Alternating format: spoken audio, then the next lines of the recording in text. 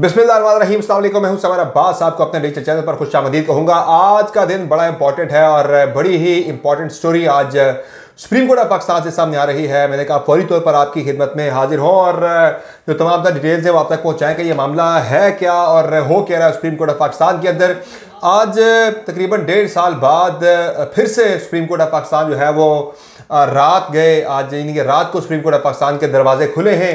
इससे पहले supreme court of Pakistan के दरवाजे जो हैं वो 9 अप्रैल 2022 को खुले थे, जब इमरान खान के खिलाफ तहरीक अदम एतमाद पर वोटिंग करवानी थी। और आज फिर सुप्रीम कोर्ट ऑफ पाकिस्तान के दरवाजे खुले हैं 1.5 साल बाद। आज भी मामला इलेक्शन का है और इस इलेक्शन के हवाले से पाकिस्तान तहरीक इंसाफ की ही एक पटिशन थी उमैर न्याजी की लाहौर हाई कोर्ट में।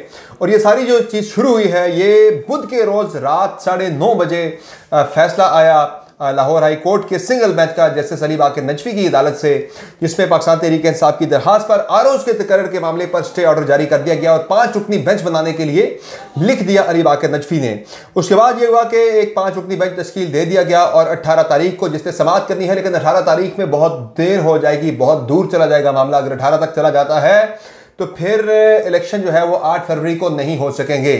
आज चीफ इलेक्शन कमिश्नर की मुलाकात हुई शाम के वक्त चीफ जस्टिस काजी फाइज ईसा के साथ, और इस मुलाकात में इलेक्शन के बर वक्त इनेकाद न होने के हवाले से खदशात का इजहार किया चीफ इलेक्शन कमिश्नर ने जस्टिस काजी फाइज ईसा के सामने। और काजी फाइज ईसा साहब जो हैं उन्होंने खुद से चुके 2 ऑर्डर्स वो जारी कर चुके हैं इंतखाबात के हवाले से। एक उनका ऑर्डर है जो उन्होंने अक्टूबर में जारी किया था 8 फरवरी के इंतखाबात की डेट के हवाले से। दूसरा उनका जो ऑर्डर है जो आज से 4 रोज़ पहले मीर बादशाह खान के असरानी के केस के अंदर उन्होंने जो ताहयात नाअहली के मामले पे एक बेंच फिक्स किया है जनवरी में, उन्होंने कहा है कि इसकी समाअत होगी ताहयात नाअहली के हवाले से। उसमें भी पैरा 5 के अंदर काजी फाइसा ने बतौर ख़ास लिखा है कि इस मामले को इलेक्शन के इल्तवा के लिए एक जवाज़ के तौर पर इस्तेमाल नहीं करने देंगे। यानी कि काजी फाइसा जो कह रहे हैं कि पत्थर पे लकीर है 8 तारीख 8 फरवरी। अब चूंकि वो खुद ये जुमला कह चुके हैं तो अपनी भी क्रेडिबिलिटी एट स्टेक है, तो इस पर अब चीफ जस्टिस ने नोटिस लिया और रात को ही अदालत आज उन्होंने लगा ली है। और ज़ाहिर जब ये वीडियो आप देख रहे हो शायद कुछ डिटेल्स सामने आ भी चुकी हैं सुप्रीम कोर्ट ऑफ पाकिस्तान से, लेकिन जो मैटर इंपॉर्टेंट क्यों है मैं आपको उस पर मैंने कहा डिटेल्स आपके सामने एक पस मंजर रख देते हैं। ये मामला क्यों इतना इंपॉर्टेंट है? मामला इंपॉर्टेंट इसलिए बना हुआ है कि इलेक्शन के इनेकाद के लिए इलेक्शन एक्ट की सेक्शन 57(2) सब सेक्शन 2 के मुताबिक 54 दिन का कम से कम वक्त दरकार होता है इलेक्शन शेड्यूल जारी करने के लिए। इलेक्शन शेड्यूल जारी होने से इलेक्शन यानी पोलिंग डे तक का जो शेड्यूल होता है वो 54 दिन उसमें लाजमी दरकार होते हैं। तो अब 54 दिन की जो कट ऑफ डेट है वो परसों से स्टार्ट हो रही है, तो इसलिए अगर ये मामला 18 तक का इंतजार किया जाता तो फिर वो कट ऑफ डेट जो है वो 54 दिन की मिनिमम जो एक वक्त दरकार होता है वो निकल जाता, तो फिर इलेक्शन 8 फरवरी को ना हो सकते। 8 फरवरी से निकल जाते ना अगर आगे, तो फिर ये इलेक्शन मुझे फिर चंद महीनों का डिले नहीं बल्कि चंद सालों का भी डिले फिर हो सकता है। फिर ये चंद हफ्तों से निकल के महीनों और महीनों से फिर सालों में जा सकता है, खदशा इस बात का। अब जो मामला जनाब जो है इसमें फिर वो जो 54 दिन की कट ऑफ डेट है वो कल शाम हर सूरत में इलेक्शन शेड्यूल आ जाना चाहिए। कल शाम से वो 54 दिन स्टार्ट हो जाएंगे 8 फरवरी तक के लिए।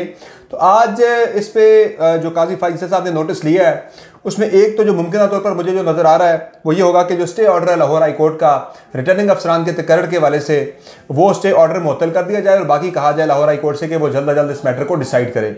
चूँकि जो मुझे अभी भी डिले के वाले से खदशा है वो अगर मुअत्तल हो भी जाता है ऑर्डर, तहरीक इंसाफ डट गई हुई है। तहरीक इंसाफ की मेरी कुछ देर पहले कुछ लीगल रहनुमाओं से बात हुई जो कि जो उनके वकला रहनुमा हैं, जो कि कोर कमेटी का हिस्सा भी हैं और लीगल मामला को भी देखते हैं। मेरी एक रहनुमा से बात हुई, इस वक्त जब मैं वीडियो रिकॉर्ड करूं पाकिस्तान तहरीक इंसाफ की कोर कमेटी का इजलास भी पैरेलल चल रहा है। कोर कमेटी में ये बात हो रही है, पाकिस्तान तहरीक इंसाफ की कोर कमेटी में ये डिस्कशन चल रही है कि भाई आरोज़ के मामले पे तहरीक इंसाफ लचक दिखाए या ना दिखाए। तो अब तक का जो तहरीक इंसाफ की कोर कमेटी का फैसला है, कुछ देर बाद शायद एलामिया भी आ जाएगा जब आप ये वीडियो देख रहे होंगे, कि पाकिस्तान तहरीक इंसाफ ने इंतजामी अफसरान को बतौर RO या DRO लगाने के मामले पे अपना जो मौक़िफ़ है, अपना जो स्टैंड है उससे पीछे ना हटने का फैसला किया। तहरीक इंसाफ उसी पे डटी रहेगी कि जो ROs हैं वो जुडिशल अफसरान लगाए जाएँ, जो इंतजामी अफसरान यानी डिप्टी कमिश्नर्स और असिस्टेंट कमिश्नर्स हैं उन्हें RO ना लगाया जाए। तो इस पर तहरीक इंसाफ अपने मौक़िफ़ पे डट गई है और इस पर अब हो ये रहा है कि लाहौर हाई कोर्ट में जो मौक़िफ़ सुना जाएगा, जो 18 को समाअत हो रही है, 5 रुकनी बेंच कर रहा है, उसमें बाकी भी सारी जमातें तकरीबन फरीक बन चुकी हैं। नून लीग भी फरीक बन गई है उसके ऊपर, उसमें पीपल्स पार्टी भी फरीक बन गई है, उसमें इवन बलूचिस्तान वाली पार्टी जो बलूचिस्तान में बैठी है वो भी उसमें फरीक बन गई है।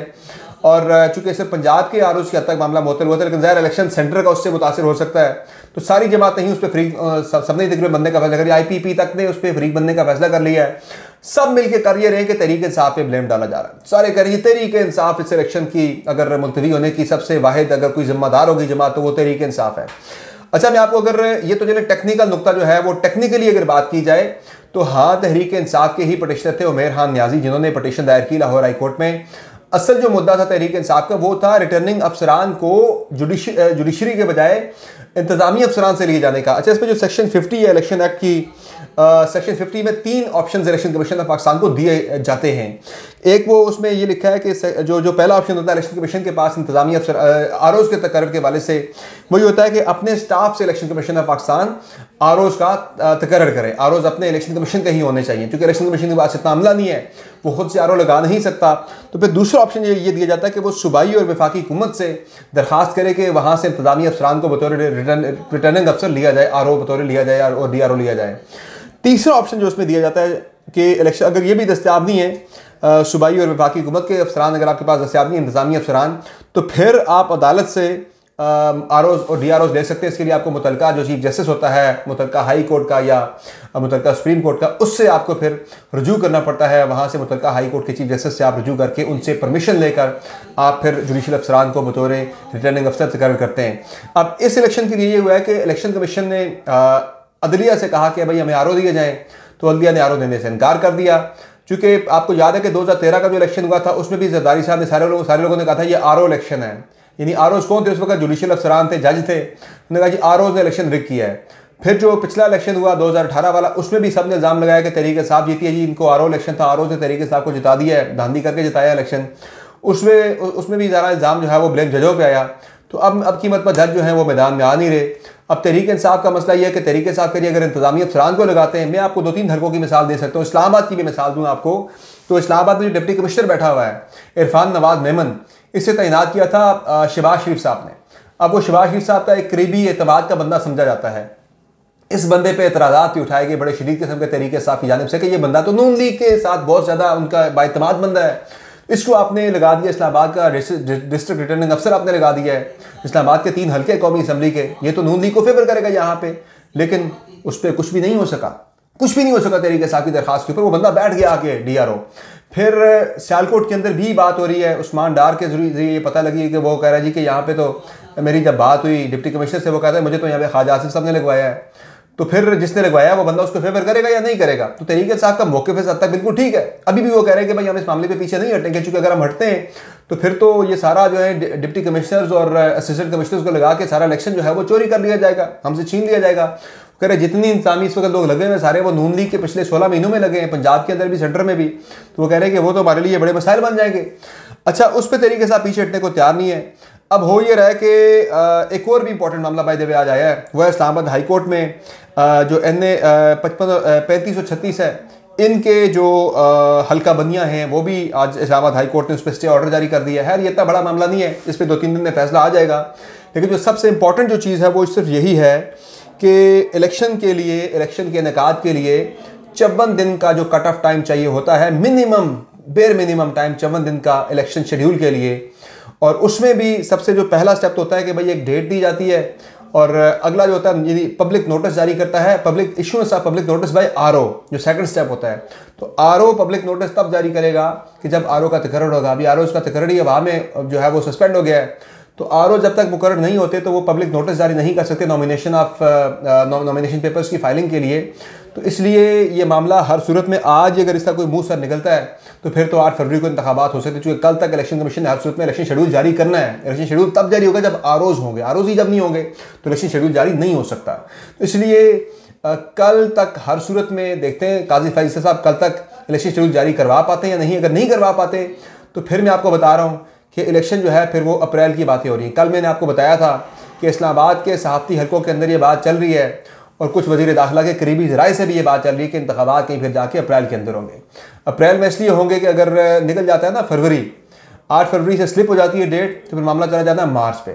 मार्च में रमज़ान है, रमज़ान में इलेक्शन हो नहीं सकते, तो फिर मार्च के बाद फिर ये मामला चला जाएगा अप्रैल में। तो इसलिए फिर ये तमाम जो वजूहात हैं उनको देखते हुए मामला आगे जा सकता है। तो आज की सुप्रीम कोर्ट ऑफ पाकिस्तान की प्रोसीडिंग जो है उसमें एक तो स्टे दे देंगे वो, लाहौर हाई कोर्ट ने जो आरओज़ का ऑर्डर मुअत्तल किया है, उसमें जो स्टे ऑर्डर था उसको आज मुअत्तल कर देगी सुप्रीम कोर्ट ऑफ पाकिस्तान। बाकी देखते हैं कि वो हाई कोर्ट को क्या डायरेक्शन जारी करती है। इसमें एक टेक्निकल नुकता बड़ा इंपॉर्टेंट है, वो ये है कि जब पंजाब में और केपी में इलेक्शन के हवाले से एक बेंच बनाया था, लार्जर बेंच, साबिक चीफ जस्टिस उमर अता बंदयाल ने, आपको याद है ना जब वो अदालत लगी थी, बड़ी अदालत एक लगी थी, उस वक्त काजी फाइज ईसा साहब सबसे पहले जज थे जिन्होंने जो उठ के चले गए थे कि भाई मैं नहीं बैठता इस बेंच के अंदर कि ये मामला ऑलरेडी इलेक्शन का लाहौर हाई कोर्ट के अंदर जेर बहस है, जेर इल्तवा है मामला, तो मैं उस मामला पर जो एक ऑलरेडी एक कोर्ट इसे एडजुडिकेट कर रही है, तो मैं उसी मामले को सुप्रीम कोर्ट में बैठ के कैसे एडजुडिकेट कर सकता हूँ। तो वो उठ गए थे। तो आज भी वही सिचुएशन है, ये मामला लाहौर हाई कोर्ट में जेर बहस, आज लाहौर हाई कोर्ट में जेर इल्तवा है, वहाँ पे बेंच बना हुआ, 18 को बेंच ने सुनना है इस केस को, इलेक्शन के इल्तवा के हवाले से जो मामला है, जो डीआर उसके तकर्र के हवाले से, सेम मैटर को आज सुप्रीम कोर्ट ऑफ पाकिस्तान सुन रही है। तो यानी जिस मामले पे उठे थे उस वक्त काजी फाइज साहब, आज वही मामला उन्हें खुद दरपेश है बतौर चीफ जस्टिस। तो देखते हैं कि जाजुल एहसन साहब आज बेंच के अंदर बैठते हैं या काजी फाइज ईसा साहब वाली तोजी पेश करते हुए बेंच से उठ के चले जाते हैं। तो ये बड़ी इंटरेस्टिंग सूरत हाल होगी कि हालात हर दफ़ा एक जैसे नहीं रहते, कभी कभी आपको अपनी ही जो रेसिपी होती है वो टेस्ट करनी पड़ जाती है। तो आज फाइज साहब को अपना ही वो जो एक उनका था जवाब था उस बेंच से उठने का, आज वो उसी जवाब के ऊपर लाहौर हाई कोर्ट तो सुन रही है, आपने फिर क्यों सुप्रीम कोर्ट लगा लिया रात को। तो ये चीज़ें हैं सारी जो कि देखने वाली हैं। बाकी सारी जमातें फरीक बन गई हैं, मामला ब्लेन तरीके से इंसाफ पे डाल रही हैं। देखते हैं फैसला क्या आता है। फैसले के बाद अगली वीडियो में इंशाल्लाह समराइज करूंगा पूरी सिचुएशन को। मैंने अभी ये वीडियो इसलिए करते हैं कि अब तक की सूरत हाल आपको बता दी जाए कि मामला ये है क्या। तो अगली वीडियो में फिर हाजिर होंगे, तब तक दीजिए इजाज़त, अल्लाह हाफ़िज़।